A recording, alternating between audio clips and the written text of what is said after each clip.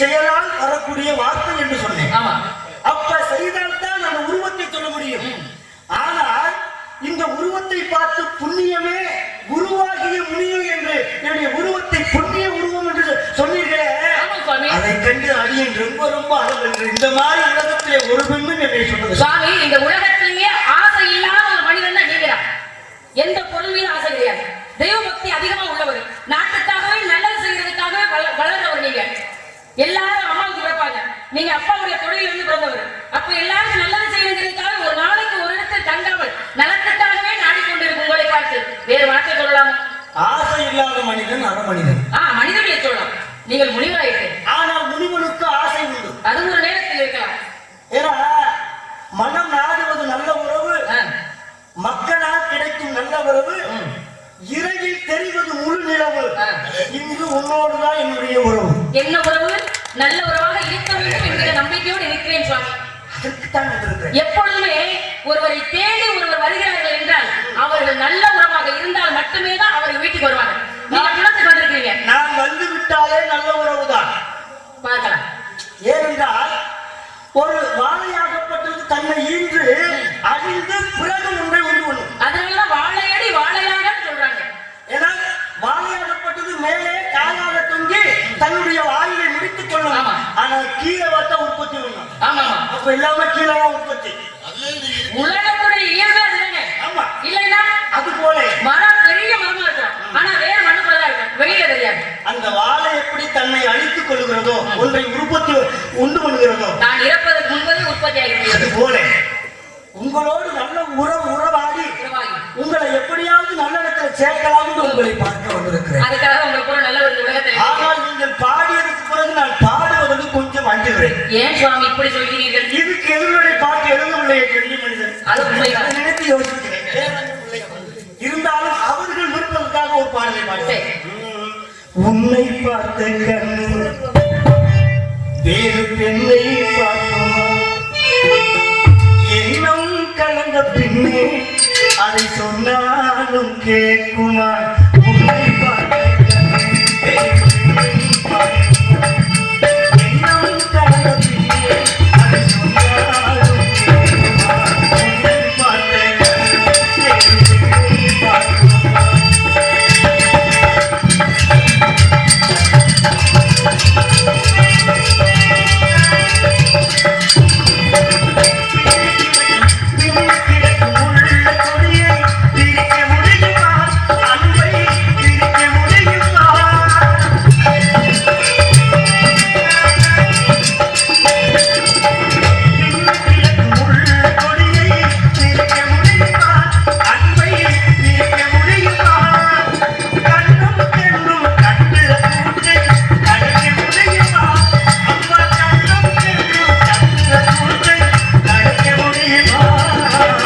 உன்னை பார்த்த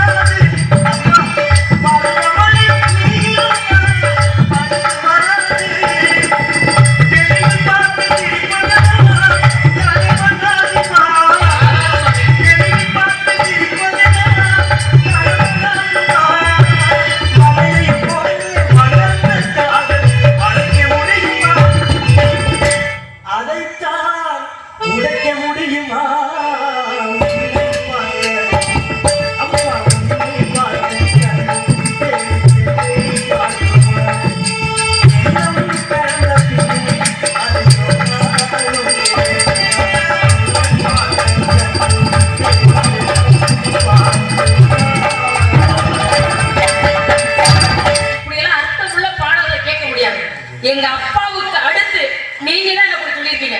அம்மா இது நாள் வரையும் உங்க அம்மா நங்கை தான் பார்த்திருக்கேன், ஆனா என் தாய் மாதிரி நீ இருக்கேன்னு எங்க அப்பா என்ன பார்த்து எப்படியெல்லாம் சொன்னாரோ அது மாதிரி என் புள்ள உன் பொண்ணை பார்த்த கண்ணு வேற யாரும் பார்க்க மாட்டேன்னு சொல்லிருக்கீங்க. எவ்வளவு பெரிய பெருமை சுவாமி. ஆமாம்மா, உங்களை பார்த்ததுக்கு பிறகு எல்லாத்தையும் நான் மறந்துட்டேன். ஏன் சுவாமி அப்படி? பார்ப்பதை விட நீங்க சொன்ன வார்த்தை இருக்கிறதே, அப்படி என்ன பாடிய பாடல் ஆலோலம் சோ என்ற கானம். ஆமாம் சுவாமி. ஆலோலம் சோ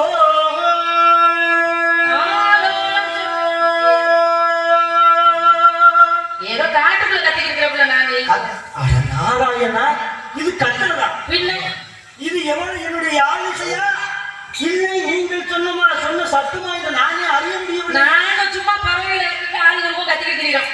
சும்மா விட்டுருக்கீங்களா? ஆஹா, மையற்றவர் மருளும் மனம் போய் தெருள் எழுத மான்கள் பசியும் மறந்து கிளிகள் திணை கவராது இருக்க ஆலோலம் பாடும் தையல் குலத்தி நீ என்று இப்பொழுதுதான் அடியேன் என்று அகப்படுகிறேன். நீங்கள் பாடுகின்ற பாடலில் மானாகப்பட்டது தன்னை மறந்து விட்டது. புலியும் தன் குட்டிக்கு பாலை கொடுக்காமல் பன்றிக்கு பாலை கொடுத்தது. கிளிகள் இருக்கிறது, அது கிளியை கொய்யாமல் அப்படியே சம்பித்திருக்கிறது. உங்கள் குரலை கேட்டு அப்பேற்பட்ட குரலை சொல்லி வைத்து விட்டு நம்ம குரல் அப்படி பயங்கரமா இருக்கும், ரொம்ப இனிமையாக பயங்கர மாதிரி. அதெல்லாம் அப்படியே இருந்துச்சு. குரலுக்கு பறவைகள் எது சரியானது தெரியுமா? குயில். ஆனால் குரல் இனிமையாக இருக்கிறது, பார்க்கிறதுக்கு அழகா இருக்காது. வாழ்க்கையின் தத்துவம் அதுக்கு தெரியவில்லை.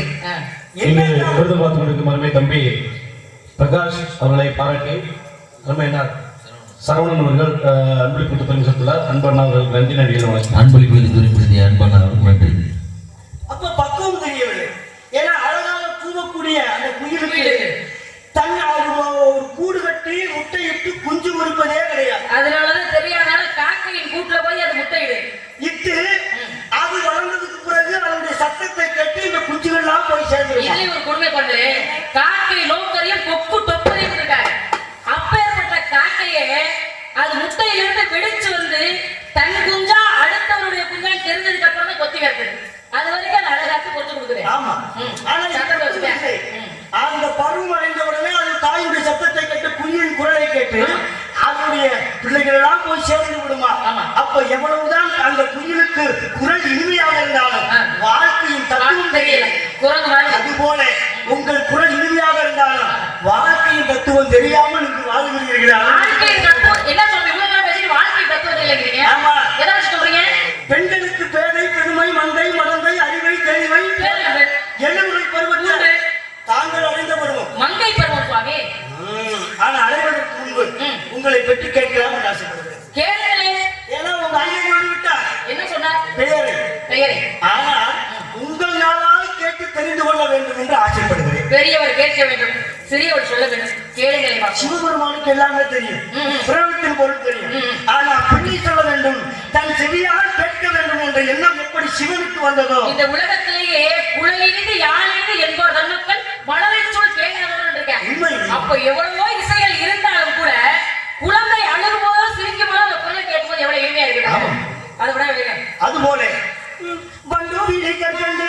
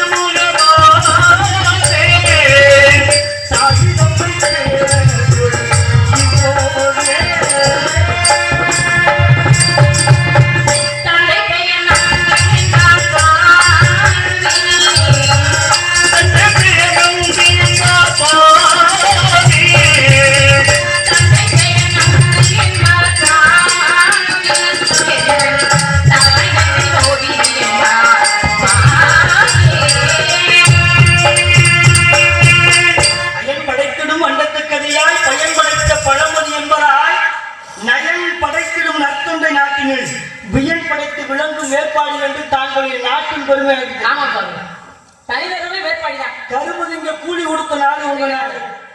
ஆனால் அப்படி நாட்டிலே மறந்து விட்டு இப்படி பறவைகளை உண்ணவிடாமல் ஆரோலம் சோயந்து விரட்டுகிறீர்களே, அது கொஞ்சம் வருத்தமா. ஏன் சுவாமி, கரும்பு தினத்துக்கே கூலி கொடுத்த ஊருன்னு எங்க ஊரை சொல்லிவிட்டு ஆமா. பறவைகளை பட்டினி போடுறோம்னு சொல்றது நியாயம் இல்லையே சுவாமி. ஆமா. பறவைகளை விரட்டுவதுதான் எங்களுக்கு இந்த இடத்துல வேலையே. அப்ப அந்த வேலையை செய்யக்கூடாதுன்னு சொல்றது நியாயம் இல்லையே. இல்லை என்னன்னா, இப்ப தாய் எப்படியோ அதன்படிதான் பிள்ளை. பிள்ளை ஆமா, தாயை போல பிள்ளை நூலை போல செய்யல. தகப்பன் எவ்வளியோ மகனும் அவ்வளியே. எந்த நாட்டிலே பிறந்தார்களோ அந்த நாட்டு பண்பாடு எல்லோருக்கும் இருந்தால்தான் அந்த ஆமா, நாட்டிலே இனப்பட்டு பிறந்தவர்கள். மொழிப்பட்டு ஜாதிப்பட்டு சன்னியாசிகள் உண்டு இருக்கேன். அந்த வகையிலே நீங்கள் உங்க நாடு கரும்பு கொடுக்க கூலி கொடுத்த நாடு, மரியாதையா கீதா இருக்கு. கரும்பு திங்க கூலி கொடுத்த நாடு உங்க நாடு. அப்படி நாட்டில் பிறந்துட்டு இப்படி பறவைகளை விரட்டுவதற்கு காரணம் என்னன்னு நான் புரிந்து கொண்டேன். தினம் வந்திருக்கவங்க உங்களுக்கு தெரியும், ஏன்னா காவலுக்காக வந்திருக்கவங்க தெரியும். கரும்பு பூத்துட்டா ஒண்ணுக்காக ஆமா சுவாமி, அதனாலதான் அதுக்குள்ள கணக்கன் என்பவன் ஆகப்பட்டவன் அழைத்து கரும்பு திங்க கூலி கொடுத்து கரும்பை திங்க சொன்னான். அது கெட்டு போயிருந்த பூத்துட்டா ஒண்ணுக்கு ஆகாது என்பது. வீணா போறதை விட ஒருத்தர் கொடுக்கிற புண்ணியம் தானே. ஆனா நீங்க எந்த பொருளுமே அந்த பக்குவத்தோடு இருக்கும் பொழுது ஒண்ணு நம்ம பயன்படுத்தணும், இல்ல பிறர் பயன்படுத்த கொடுத்தணும். சும்மா வச்சது ஏன் வீணா போகணும்? ஆனா அப்படி இந்த பக்குவத்துல நீங்க இல்ல. நான் இல்ல, இல்ல இந்த திணையிலேன்னு சொல்றேன். என்ன சுவாமி, சின்ன பக்குவத்துல தான் இருக்கு. இல்லம்மா, அந்த மாதிரி பூத்து கிடக்கூடிய தன்மை அது இருக்கிறதா? கிடையாதுல்ல. அப்ப பக்குவத்துக்கு பிறகு நல்லா விளைந்து கதிரவ விட்டுறதுக்கு அப்புறம் அறுவடை பண்ணிடுவோமே. அதனாலதான் ஏன்னா ஆத்துல போட்டாலும் அளந்து போடணும்னு சொன்னா. ஆமா, அந்த வகையில தாங்களுக்கு உணவு வைத்து விட்டு பிறருக்கு தர்மம் செய்யலாம் என்ற எண்ணத்தோடு காவல் இதுதான் நல்லது. நம்ம பசியான பிறருக்கு பசியோட சாதம் பரிமாறவே கூடாதுன்னு சொல்லிருக்காங்க. அப்படி இருக்க நாவே பட்டி போட்டு அடுத்தது பரிமாறவே கூடாது, ரொம்ப பெரிய பாவம். உங்க பருவம் பாழாகலாமா? பருவம் பாழாகுதா? ஏன் சுவாமி, எனக்கு என்ன குறை? அண்ணன் இருக்கிறாரு, அப்பா இருக்கிறாரு, தோழி பிள்ளை இருக்குது. நாங்க ரொம்ப சந்தோஷமா இருக்கு, காவல் பார்த்துருப்போம். எந்த குறையும் இல்ல, முருகனுடைய அருளால நல்லாவே இருப்போம். சூரியன் உதிக்கிறது என்று அப்படியே பார்த்து கொண்டிருந்தார், அது மறையாம இருக்குமா? இந்த பெண்ணு பார்க்குது என்று. அதுபோல எத்தனை அண்ணன் தம்பி உங்களுக்கு சொந்த பந்தம் இருந்தாலும் அந்த பருவத்தை உணர்ந்து நீங்க நடக்கவில்லை என்றால் அது பழுதாகிடுமா? பருவம் அஞ்சுதானே சுவாமி, இப்படிதான் பேசணும், இப்படிதான் நடக்கணும். அம்மா சொல்றது போய் நடந்துக்கிறேனே. அதெல்லாம் கூட கிடையாது. நடத்தையை கூட சொன்ன உங்களிடம் இல்ல, தெரியாம நடந்துக்கிறீங்கன்னு சொல்றீங்க. வெள்ளம் மரமும் அணை போட வேண்டும். ஆமா, வெள்ள வர நேரத்துக்கு அணை விட்டு அணை உடச்சு போயிருக்கீங்க. போட்டு வெட்டியா போயிருந்தவா? இப்ப நீங்க அணை போடணும் முடிவு பண்ணிட்டீங்க. அது போல முன்பே எச்சரிக்கை உங்களுக்கு உணர்த்த வந்திருக்கு. அப்ப வெள்ள வரணும்னு உங்களுக்கு தெரியுது. ஆமா, இந்த இடத்துல வெள்ள வர வாய்ப்பு இல்லையே சுவாமி. அறிவியல் சிந்தனையில்தானே இருக்கீங்க. நான் வெள்ளம் என்று சொல்லவில்லை. பின்ன? ஆனா உங்க இடத்துல வெள்ளமே உற்பத்தி ஆகுது, அது தெரியுமா? ஆஹா, இப்ப குறிஞ்சி, முல்லை, மருதம், நெய்தல், பாலை 5 வகைதான் இருக்கு. இந்த குறிஞ்சி நிலத்துலதான் குறிஞ்சி நிலம் மலையும் மலையை சார்ந்த போதுதான் குறிஞ்சி நிலம். அப்ப அந்த மலையில தான் நீர் சுரக்கும். நீர் சுரந்து அணை கட்டுவாங்க. ஒவ்வொரு இடத்துல எங்கே கட்டிருக்காங்க? மலையை சார்ந்து அணை கட்டிருக்காங்க. ஆமா, அப்படி அணை கட்டி தண்ணியை நிரப்பி முல்லை நிலத்துக்கு அனுப்புவாங்க. முல்லை நிலத்திலே அங்கே செழிப்பை உண்டு பண்ணும். அடுத்து மருது நிலம், மருது நிலத்துக்கு போனவங்க நெய்தல் நிலத்துக்கு போய்விடும், எங்கே? கடலுக்கு போய்விடும். அப்ப இந்த 4 வகை நிலங்களுக்கும் நீர் கொடுப்பது எந்த இடம்னா இது இடம் தான். அதனாலதான் எந்த இடம் வத்தினாலும் இந்த இடம் வந்தாது எப்பொழுதுமே ஈரம் இருந்து கொண்டே இருக்குமா.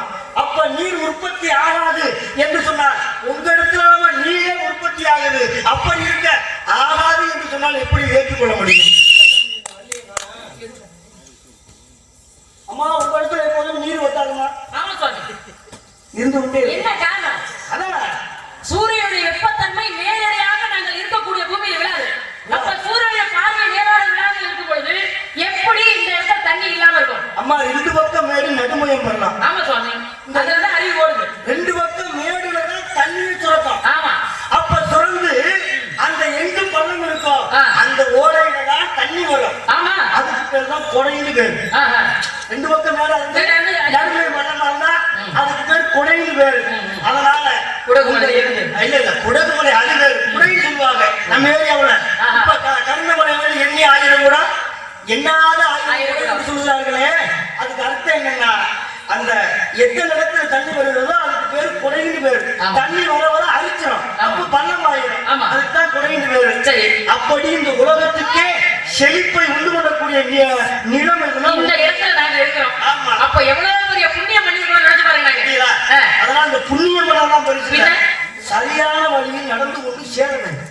சரியான வழியில நடக்கிறேன். ஆனா நீங்க சொல்றத பார்த்தா ஒரு வேலை ஏதோ வீணாகுதுன்றது மட்டும் புரியுது. ஆனா எது வீணாகுதுன்னு எனக்கு தெரியல. பருவம்மா, யாருடைய பருவம்? உங்களுடைய பருவம் தான். நான் கூட நீங்க உங்களை சொல்றீங்கன்னு நினைச்சிட்டேன். என்னுடைய பருவம் போனா நான் போகிறேன். எங்க 16 வருடம் நீங்க மார்க்கெட் ஆயிட்டு அப்படி இருக்கும் பொழுது பருவம் வீணாகிறத பத்தி வருத்தப்படுவது இல்லையே. ஏன் பருவத்தை பத்தி அக்கறைப்படுத்துக்க காரணம்? அம்மா, காத்திருக்கின்ற பொழுது தூக்கிக் கொள்ள வேண்டும். கதவு இருக்கிறதே சாத்திக்கணும். அப்படி இல்லை என்றால் பருவமா ஆடிப்பட்டம் தேடுகிறேன். ஆமா, ஒவ்வொன்றும் ஒவ்வொரு நிலையில் சரியாக செய்து கொண்டிருக்கிறது.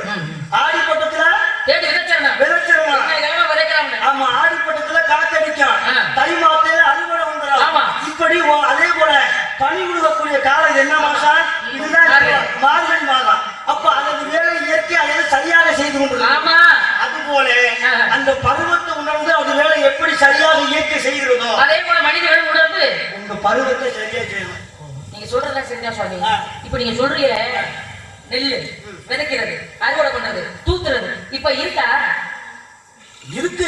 எங்கிட்ட இருக்கு? எல்லாமே இயந்திரத்துல இருக்கு. மனிதர்களுக்கு வேலையெல்லாம் போயிடுச்சு. மனிதர்களுக்கு அந்த வேலை இருந்துச்சுங்களேன். இப்ப இந்த நோய் நொடியெல்லாம் வர்றதுக்கு வாய்ப்பு இல்லை. 4 அடி எந்திரிச்சு நடக்க காட்டி சொன்ன மாதிரி இருந்தேன். இங்க இருந்து 5 கிலோமீட்டர் போறேன். அங்கே போய் 5-6 போட்டா வாங்கிட்டீங்கன்னா அப்புறம் எப்படி உடம்பு குறையும், எப்படி உடம்பு ஆரோக்கியமா இருக்கும். அதே போல எந்தெந்த வேலையை எப்ப செஞ்சுமோ அந்த வேலையை அப்ப செஞ்சிடணும். பருவம் பாடகத்துக்கெல்லாம் வேலையே இல்லை சுவாமி இந்த இடத்துல. ஏன்னா எங்க அப்பா அம்மா வழியை கண்டடி கொண்டு பிள்ளை, அதனால உங்களை காட்டி காவல் கடிப்பீங்க. முருகனுக்காக பக்தி காவலா போயிருக்கேன்.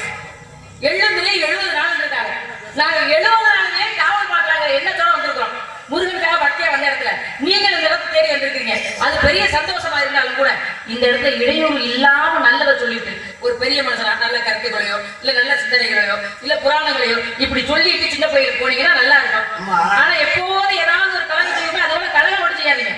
இந்த உலகிலே எவ்வளவு பெரிய ஆளாக இருந்தாலும் தனிமையாக இருந்தால் அவர் இந்த உலகம் மதிக்காது. யார் சுவாமி சொன்னது? உண்மை அதுதான். இது என்ன உண்மை அதுதான். கிடையாது. எவ்வளவுதான் செல்வம் இருந்தாலும், எவ்வளவுதான் கல்வி இருந்தாலும், எவ்வளவுதான் வீரம் இருந்தாலும், எவ்வளவுதான் அவன் உயர்ந்த நிலை இருந்தாலும், ஒரு பெண்ணுக்கு ஆணுக்கு பெண்ணு இப்படி துணையோடு இருந்தால் தான் வாழ்க்கை சிறக்குமே தவிர. எவன் ஒரு மனிதன் தனிமையில் இருக்கிறானோ அவன் தான் இன்ன வரைக்கும் வெளி உலகத்துல பேச போறான்.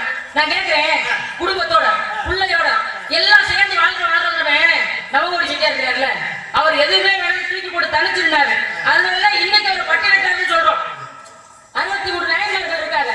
இறைவன் மட்டுமே போதும், எல்லாரும் சேர்ந்திருக்கிறது அவசியம் இல்லைன்னு இறைவனை மட்டும் நினைச்சு தனிமையில இருந்து தவம் பண்ணாங்க. அதனாலதான் இன்னைக்கு நாயன்மார்களை பத்தி பேசுறோம். எல்லாமே சேர்ந்திருந்தா தான் பெருமை, சேர்ந்திருக்கிறதா பெருமை. சாமி, தனிமரம் தோப்பாகாதுன்னு சொல்றாங்க. ஆனா தோப்புலயே இருந்தாலும் ஒவ்வொரு மரமும் தனியா தான் இருக்கும், சேர்ந்து ஒட்டிக்கிட்டுலாம் இருக்காது. நான் தனிமரம் அடிக்கிறது பிரச்சனை இல்லை, தனிமரம் அடிக்கிட்டே நல்லா வாழ்ந்தா போதும் நினைக்கிறேன். இது உங்களுக்கு பிரச்சனை? நீங்க இப்ப கல்யாணம் பண்ணி நினைக்கிறியா? நீங்க இருங்க பேச பாட்டுங்க. இவர் மட்டும் கல்யாணம் பண்ணிக்க மாட்டாராம், தனிமரமா இருப்பாராம், உலகத்துக்கு நல்ல செய்தி செய்வாராம். அதே போல காவல் பார்க்கணும், பெற்றவங்களுக்கு பிள்ளையா இருக்கு போறேன், நல்ல செய்தி வச்சு போறவங்களுக்கு பிரச்சனை. ஏமா அண்ணன் பிள்ளை பிழைக்க தெரியாத பிள்ளை. ஏமா நீங்க சொன்னீர்களே தனிமையில யார் இருக்க வேண்டும் என்றால் முனிவர்கள் இருக்க வேண்டும். அதான் சொல்றேன். தமிழுக்கு ஒருவர், தமிழுக்கு இருவர். தவம் இருக்கின்றவர்களுக்கு ஒருவராக இருக்காரு. ஆமா ஆமா. தமிழுக்கு இருவர் பேசணும். பேசுறத விட இரு வரின்னா. ஆமா. ஏன்னா எதுகையும் ஓனம் இருந்தால் தான் தமிழுக்கு சிறப்பு, இல்லைன்னா சிறப்பு இல்லை. அதுபோல இப்படி ஒரு மனிதன் ஒரு முனிவர்கள் தவம் இருக்கின்ற பொழுது தனியாக தவத்துல மேன்மை அடைய முடியும். நல்ல இடத்துக்கு ஒரு மனிதன் போகணும்னா தவம் மட்டும் கிடையாது. இப்ப நல்லா படிக்கணும் ஒரு பிள்ளை முடிவு பண்ணிச்சு, தனிமையில இருந்தா படிப்பு மட்டுமே அதுக்கு வேறு மண்டையில. அது உண்மைதான். இடைவெளி ஆளுநர் இருந்தா முடியாது. எந்த விஷயத்தை நம்ம வெற்றி பெறணும்னு நினைக்கிறோமோ அப்ப தனிமையில இருந்தா இந்த விஷயத்துல வெற்றி பெறலாம். அதுக்காக நான் இங்க வந்து காவல் பார்த்துட்டு இருக்கேன். வாழ்க்கையில தனிமையாக இருந்து ஒரு நிலையோடு இருந்து படிப்பது தவம் இருப்பதெல்லாம் ரெண்டுமே ஒண்ணுதான், ரெண்டுமே தவம் போலதான். ஆனா உலகம் புகழுமா? கனவு மனைவியா இருக்க ஒரே ஒரு விஷயத்தை மட்டும் சொல்லுகிறேன். என்னடா நீங்க சொன்னது போல தனிமையாக முனிவர்கள் இருக்கலாம், ஆனா இல்லறவாசி இருந்தா உடனே இருக்குமா? ஏன் தெரியுமா? ஒரு வார்த்தை சொல்வார்கள், பருவத்துல ஒரு திருமணம் ஒரு பெண்ணோ ஆன திருமணம் நடக்கிறது தெரியுமா? அந்த பெண்ணை பத்தி என்ன சொல்லுவாங்க? யாருமே சீந்த தகாத பொம்பளை இவெல்லாம் வந்துட்டாட எதுக்க பார்த்தா விளங்காதுன்னு உங்களை பேசி அதே போல ஆண்கள் திருமணமாக வந்து விட்டார்.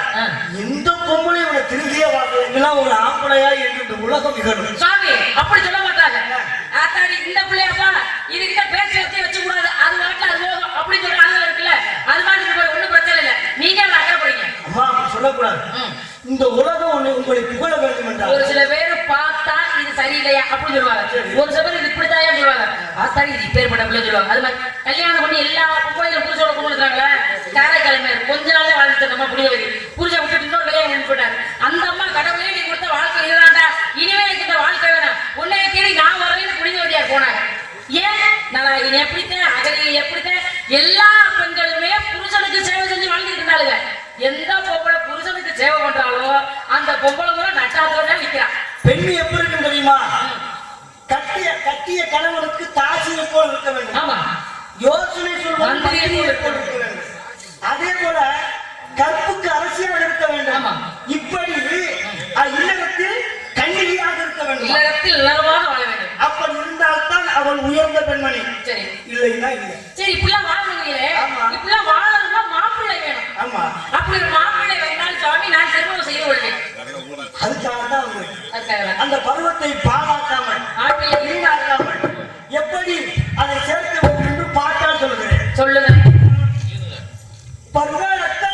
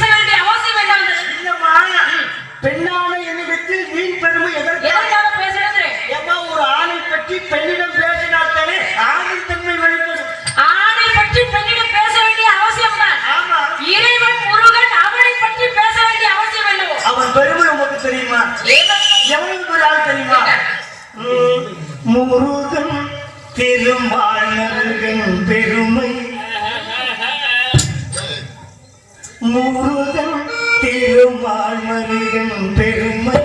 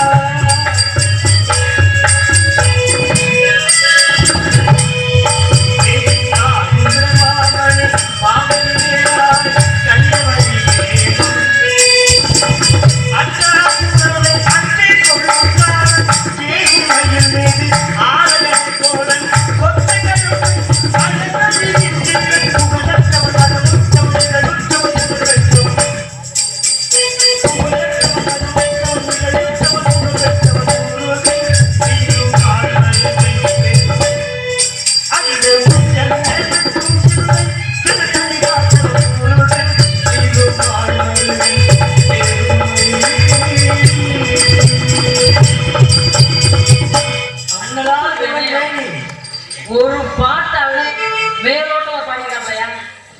அம்புட்டு பாட்டு வினயமான பாட்டு. அதுக்கு காரணம் பத்துனால. அது உண்மைதானே? இல்லையா?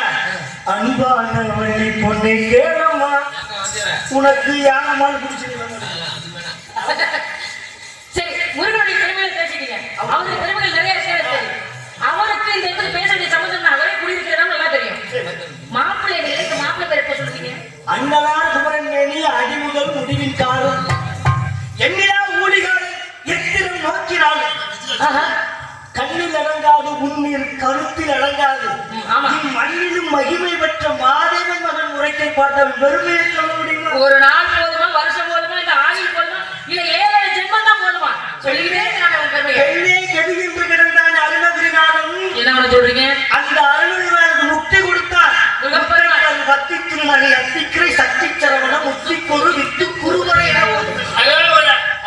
அப்படி அவர்தான் முறையாக அயனும் கரனும் அதே போல அயன் கரன் என்று சொல்லக்கூடிய அந்த மும்மூர்த்தி இணைத்து சொல்லுகிறார். அது உண்மைதான். நீங்கள் கூட மறந்து விட்டீர்கள். நான் உங்களோட சேர்த்து சொல்லுங்க. ஆகையினாலே இப்படிப்பட்ட பெருமை வாய்ந்தவனை உனக்கு கணவனா பார்த்துருக்கேன். எனக்கு கணவனாவா? ஏன் சுவாமி நியாயமில்லாத பேச்சுகளை பேசுகிறீங்க? முருகனை திருமணம் செய்து கொள்ள எனக்கு தகுதி இருக்கிறதா? முதல்ல எனக்கு தராதரா இருக்கிறா? தெய்வத்தை திருமணம் பண்ணிக்கிற எண்ணம் முதல்ல மனசுல வரலாமா? வந்தா என்ன? உங்களுக்கு ஒரு வேலை இல்லையா? இந்த வேலை வந்ததுக்கு நீங்க வேற வேலை ஏதாவது தயார் பண்ணலாம். என்னுடைய வேலையே இதுதான். உங்க வேலை அதுதான். நான் அவரை திருமணம் பண்ணிக்க முடியாது. நீங்க ஆசைப்பட்ட என் தலைவர் எங்கேயா தெரியுமா? நான் சொல்லுங்க, தெய்வத்தை கையெழுத்து வணங்கலாமே தவிர அவனே கிளம்ப வரணும்னு ஆசைப்படுறது ரொம்ப பெரிய தவறு.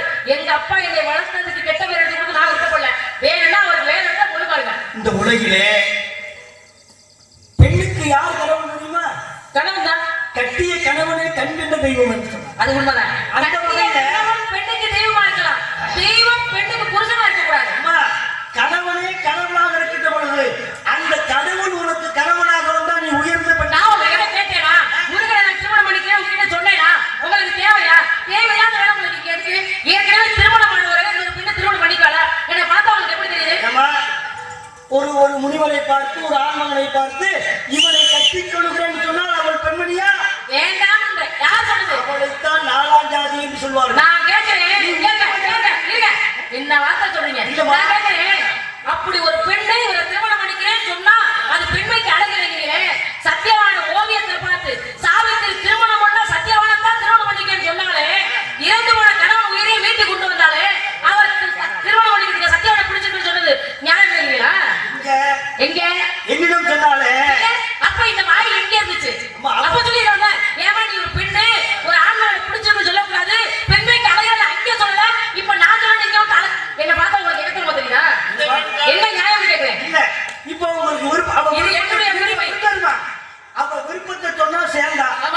சத்தியவன் மிகுந்த காசையேன் சாவித்திரி வேண்டாம் ஓதினேன் அதை கேட்கல அவ ஆசைப்பட்டா சேர்ந்துட்டா.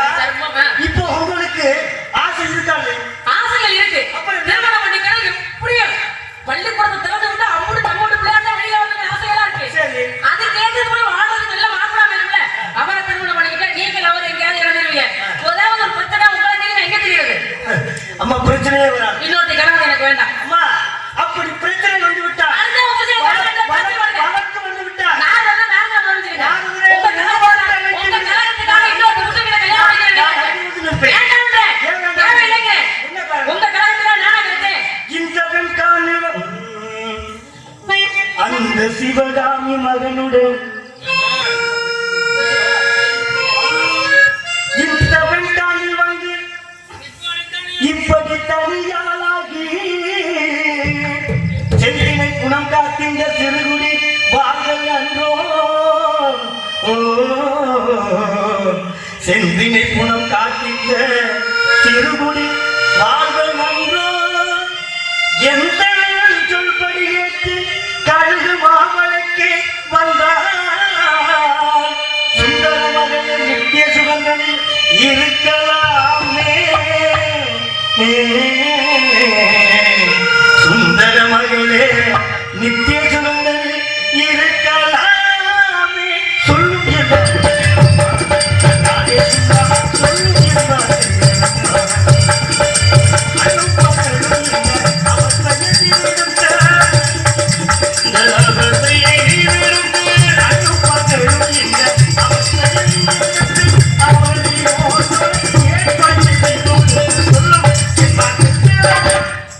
புளியதில் பசவின் தோல் போத்தி எங்கு வந்தும் பிரிவது போல் வழிவில் தான் எடுத்து வந்தனையாகக் கொண்டு கைவரிசை செல்லாத போல்